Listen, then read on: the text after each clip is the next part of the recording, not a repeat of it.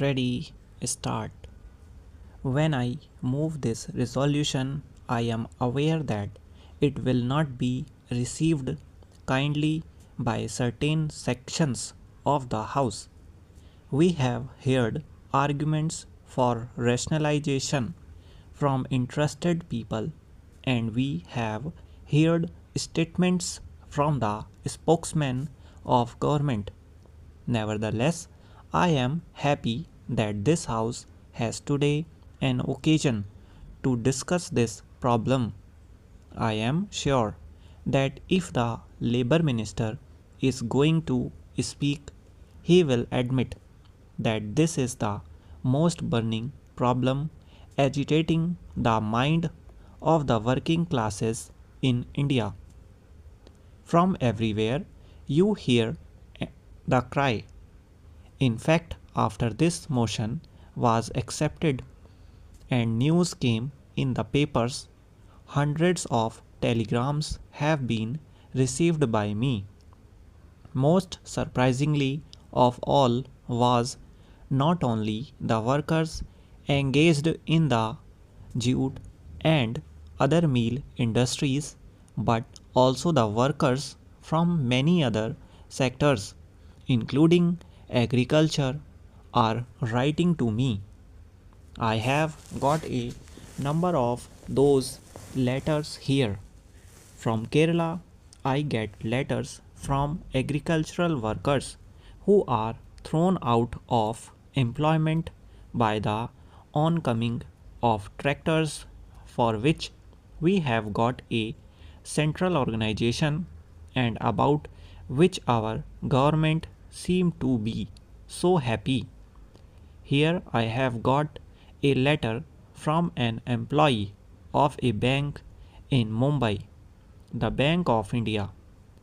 He says that 40 temporary employees of that bank are going to be thrown out because some mechanical device is about to be introduced.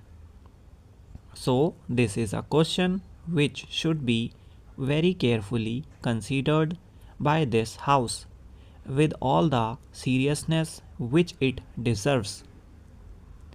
We are not prepared to discuss rationalization in abstract. Gentlemen who know much about it may do well not to waste their time in telling us about the advantages of all that. They are all well known. We are discussing a concrete problem in a concrete situation. Now, let us turn for a moment to the textile industry, the largest industry occupying an important position even on a world scale, an industry for which our people have fought with sweat and tears against the British. It employs nearly 7.5 lakhs of workers. In this industry, rationalization is being introduced or is proposed to be introduced in all the centers. Nobody will say that this is done in the interest of production because only last year we heard cries of overproduction raised even in this house. Textile is one of the few sectors which the targets laid down in the 5-year plan have been exceeded. Its problem, therefore, was not one of fall in production but of overproduction. And in 2003, we saw the picture of total or partial closure of mills. At that time, our government, of course, standing between the capitalists and the workers, did not remain quiet. They immediately responded to the complaints of the capitalists. Concessions were freely granted.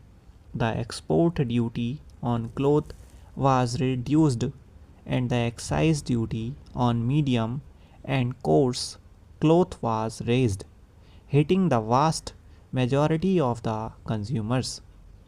But to the government, that is a minor matter.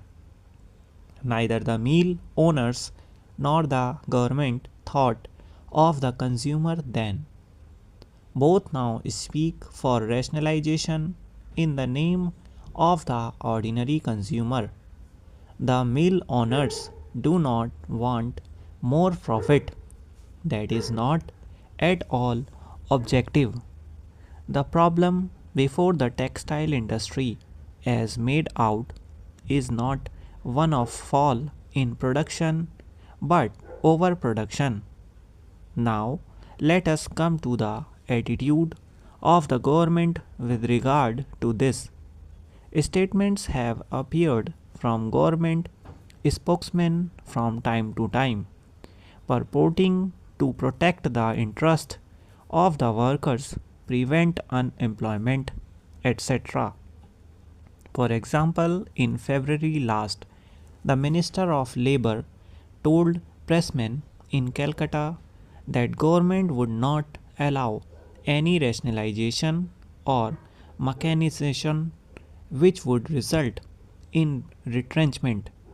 He said that the Planning Commission had formulated schemes in this respect and there was no idea of improvement which would result in the retrenchment of even a single worker.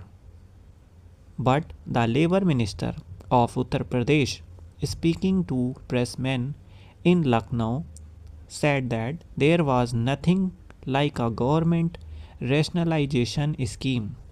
He said that the employers had prepared a scheme and the government's efforts were to see that a formula agreeable to both labor and employers should be worked out.